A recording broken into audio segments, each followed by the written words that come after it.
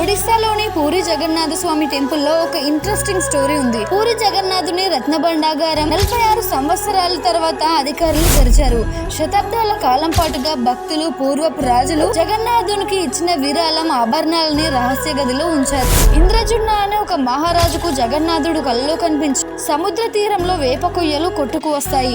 వాటితోనే విగ్రహాలను చేయాలని ఆశిస్తాడు. కానీ వేప కొయ్యలతో ఎవరు కూడా విగ్రహాన్ని చేయడానికి ముందుకు రాకపోవడంతో విగ్రహాలని తయారు చేయడానికి శ్రీ విశ్వకర్మ వడ్రంగి రూపంలో వస్తాడు. విగ్రహాలు పూర్తయ్యే వరకు తనకు ఎవరు కూడా ఆటంకం కలిగించకూడదు అని కండిషన్ తో లోపలికి వెళ్తారు.